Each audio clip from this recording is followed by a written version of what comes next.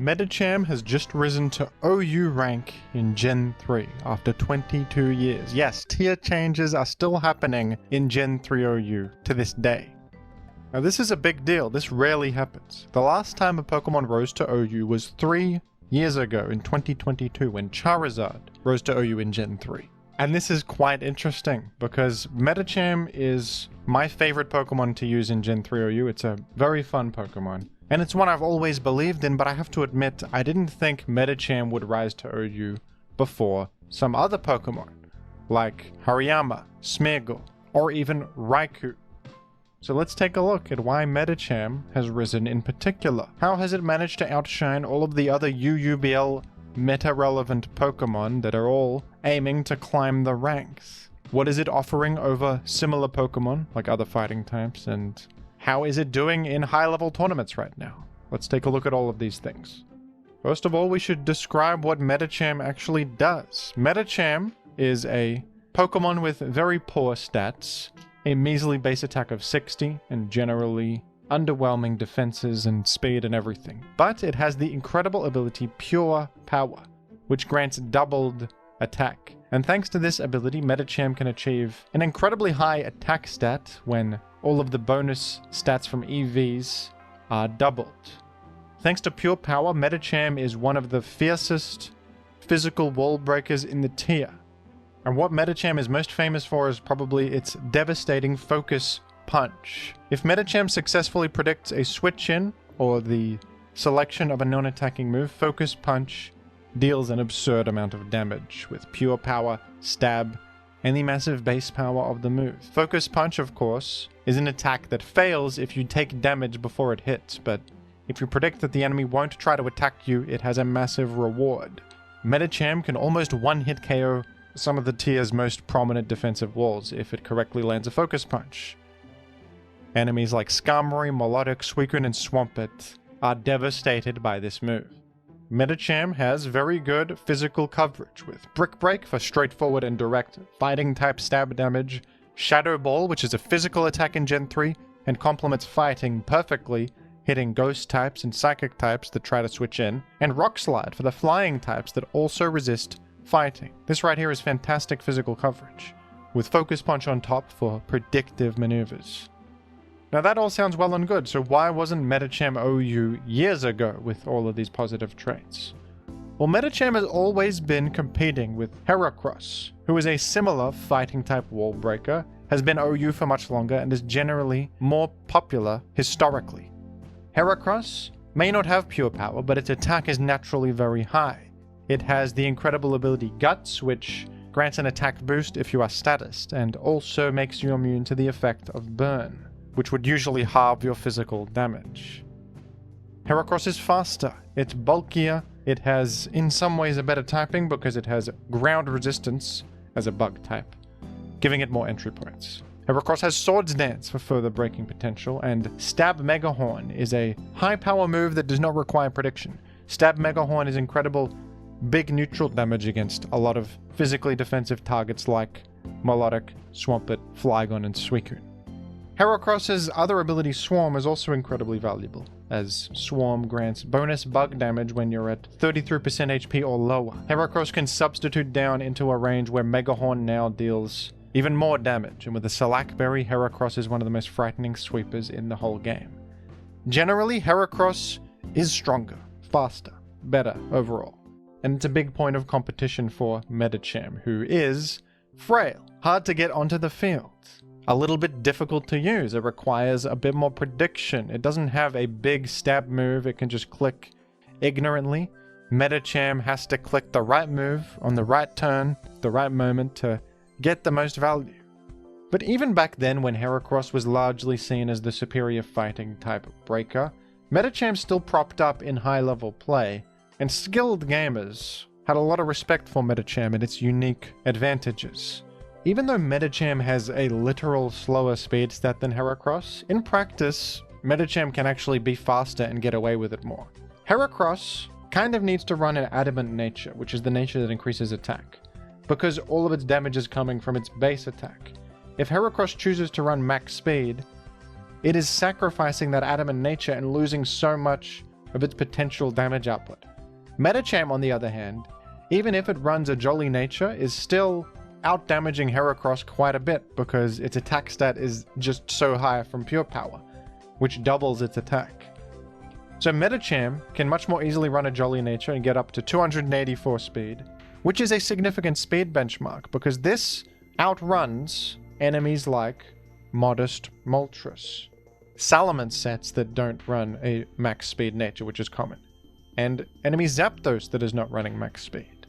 Heracross can't outrun any of these without sacrificing a huge amount of damage, and it often won't even KO them if it wants to sacrifice that damage. Medicham can hit this speed benchmark and still be threatening. On top of that, Metacham's damage output is a bit more consistent because it doesn't have to rely on an inaccurate move.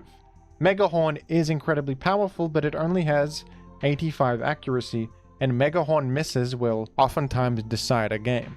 You are kind of rolling the dice every time you're running Heracross, but Medicham is more consistent. It has accurate attacks like Brick Break, Shadow Ball, and Focus Punch. Rock Slide can miss, but it has a high 90 accuracy.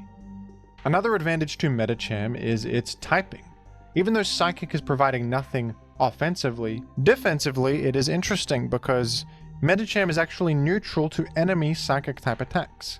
Celebi and Jirachi commonly run Psychic, the move, which devastates Heracross. They can easily outrun Heracross and one-hit KO it.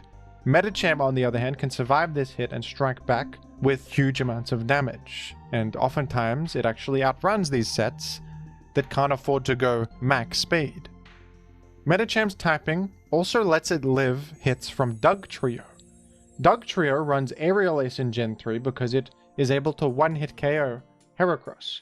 Heracross is times 4 weak to flying type attacks and will die in a single hit to Aerial Ace. Medicham, on the other hand, survives Aerial Ace and KOs Dugtrio back with a Brick Break. You also survive Earthquake from Dugtrio, which is very good. And of course, Medicham having higher attack also means it doesn't need to run Swords Dance to start posing a threat. It's just threatening instantly, meaning it can run more coverage and end up threatening more things more consistently because it doesn't need inaccurate moves or move slots on moves like Substitute or Swords Dance. This makes Medicham well suited to the role of an aggressive lead. With more coverage, it is able to cover more lead matchups, and with higher speed, it also has better benchmarks for that. Medicham forces out a Tyranitar on turn 1 and has the tools to threaten incoming switch-ins. Focus Punch will destroy Skarmory, Shadow Ball will destroy Gengar, Rock Slide will destroy Zapdos or Moltres, even Salamence sometimes. Medicham even has access to the move Baton Pass, which allows it to pivot. Baton Pass will switch you out of the field when used, and it can be used to pass on boosts and other such advantageous effects too. But on Medicham here, it's just being used to pivot. The reason this is good is because if the enemy goes defensively to Skarmory, you can Baton Pass and then just go to Magneton and trap them guaranteed. Very good way to open a game. The same is true if they go to Gengar, you can go to Pursuit Tyranitar and trap them, or just something that matches up well against Gengar. Baton Pass is a great move on something like Medicham that forces certain defensive switches. It allows you to gain info on the enemy team and respond with the perfect Pokemon, and start the game off with some great early aggression. In the lead slot, Medicham has significant item variety to enhance its game plan. Most players don't bother running leftovers on Medicham because it is frail and dies quickly most of the time, aiming to get 1 or 2 KOs and then faint. So it's better to run items that provide some short-term value, like berries.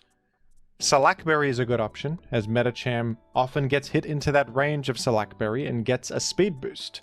Something like a Zapdos Thunderbolt will bring Medicham into the range where it eats the Salackberry, and this can allow Medicham to get a 2-hit KO against the Zapdos, and outrun whatever may come in, even Aerodactyl, for example. Another great berry option on Medicham is Lumberry. Lumberry is great because if you invite in Gengar and they try to Will-O-Wisp you, you will be cured of Will-O-Wisp because Lumberry cures status, then you just strike back with a Shadow Ball. Another fantastic way to open a game. Choice Band is of course a good option too, straightforwardly increasing your attack and allowing you many more damage ranges you otherwise wouldn't get. Rock Slide will KO more Pokemon. Focus Punch will one-shot Skarmory. neutral defensive switch-ins will be devastated by a simple brick break. And what's beautiful about this is that the enemy often can't tell which of these items you have. If you have a leftovers, this is revealed to the enemy whenever the leftovers activates. Now you've shown them that you don't have any of these items, but they can't discern whether you have Choice Band or one of these berries until more information is revealed to them. This makes Metacham good at disguising its set. If you brick break into a Gengar, for example, you haven't dealt any damage and you could be Choice Band, Llama, or Salak. They have no idea what you are. White Herb is another good option because White Herb will cure a stat drop as it happens, and this is great against Salamence or Gyarados who try to come in and intimidate you, lowering your attack and aiming to survive. Medicham does have some rough lead matchups, the roughest being Salamence, which intimidates Medicham on turn 1 and usually forces them out because the risk of hidden power flying is lethal. But if Medicham is paired with Suicune, this is a great combo because Suicune is fantastic at switching in against just about every Salamence set and striking back with Ice Beam, which is super effective. Medicham is most commonly used as a lead these days, and it's a fantastic one, of course, for all of those reasons I just mentioned. But it can be used as a mid-game wall breaker too, serving a similar purpose to something like a Heracross, but just being more immediately threatening, faster, and hitting all those benchmarks I mentioned, as well as having the benefit of multiple possible items that are disguised, which is good for hiding information from the opponent. So these days, in a lot of people's eyes, Medicham is actually the best fighting type in the game, and I've often thought this, that Medicham is actually more consistent than Heracross in a lot of ways, not only because it doesn't need to rely on an inaccurate Mega Horn, but because it can be more flexible with speed benchmarks, items, and coverage. It just has a little bit more options. Heracross, on the other hand, is more one-dimensional, more easily stopped, and the meta is more equipped to handle it. I do think Heracross is better on slower-paced teams that need something a bit bulkier. Heracross has better typing and general stats to switch in the mid-game, and access to Swords Dance is also a big deal, and Guts as well. But Metacham is much better than Heracross as an immediately threatening physical attacker, which many have realized is actually really strong and really desirable. Back in the day, the GOAT of Gen 3 OU, the Linear Curve, would use Metacham pretty often in tournaments, and these days it feels like everybody has a Metacham team in their back pocket, and the Pokemon is pretty common in high-level events recently. Nothing can quite apply immediate physical pressure like Metacham can. I think it is a difficult Pokemon to use and to build with, but the best players in the game get a lot out of Metacham, and this has been true for a long time. And I suppose the community has just realized that, you know what, this Pokemon is OU at this point. It's become increasingly more common. It does something nothing else can do, and it's something you need a response to these days. If you don't have a plan against Metacham, you're probably going to suffer for it in tournaments. Now, quite a while ago, I made the claim that I thought Hariyama would likely be the next Pokemon to rise to OU, so I want to reflect on that. Why did Medicham rise before Hariyama? And will Hariyama end up rising?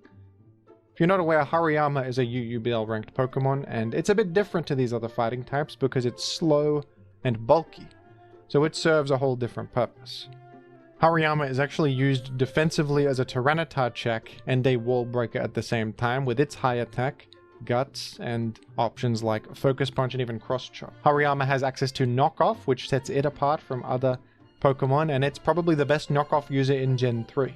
It's a scarce move, and it's a fantastic utility option that just gets rid of an item, basically a guaranteed form of progress, and this is fantastic because it is able to punish any fighting type switch in, no matter what they are. So if you have a Hariyama against a Tyranitar turn 1 and they switch out, Knockoff will punish anything, whether it be the Salamence coming in to intimidate you and threaten you with flying damage, whether it be the Gengar or the Zapdos or the Moltres. They're all going to lose their leftovers and suffer as a result. That's what makes Hariyama great, is it has this option that punishes every switch in straightforwardly. It doesn't need to make a prediction. Hariyama is fantastic on slower paced teams because Knockoff is more valuable the longer the game goes. If that Salamence loses its leftovers, it does take a while to die to the Sandstorm, but it will happen eventually. So if you have a defensive team that can last a long time, that is where you're going to get more out of knocking off enemy items. Hariyama also has defensive value in checking Tyranitar and fills offensive gaps, making a defensive team like this not too passive. A lot of defensive teams can end up being too passive, not outputting enough damage and just slowly dying, but Hariyama is able to focus punch stuff, actually dish out some good damage, especially if it comes in on a Thunder Wave or a Toxic and activates Guts. Hariyama is all around an extremely solid Pokemon, but I think the reason it hasn't risen to OU quite yet is that it only works on very specific teams. It is not splashable, as they say. On a defensive team, with the correct support, with the correct teammates, it is a perfect choice, but that's the only time it's a good choice. Medicham, on the other hand, is a better choice more of the time on more kinds of teams. It is most prominent and successful on Magneton physical offense teams, but I think Medicham is a self-sufficient threat that can work on various different kinds of offense teams, whether they have Magneton and are aiming to eliminate Skarmory, or even if they have Dugtrio or are just general mixed offense teams. Even Spike's teams, I think Medicham can actually work and is unexplored, because Medicham just threatens everything, potentially. In theory, Medicham can hit anything in the whole game, right then and there. And even though Hariyama can sort of do that with Knockoff and its coverage, it's slower, and Knockoff requires a defensive team to be good. It requires time to be good. Medicham is good in an instant, if it goes well anyway. I actually even think Medicham can work on slower paced teams as a breaker, because it does have options like Recover and Bulk Up and Substitute that it can use too. Those are not its most famous options and its most generally successful options, but they are options that are worth considering and exploring, in my opinion.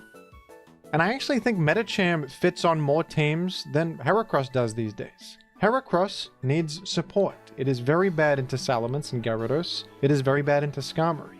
It may have ways to handle those matchups, kinda. You can predictively Rock Slide and chip Salamence and Gyarados. You can Focus Punch Skarmory, but Heracross can't always afford to run Focus Punch.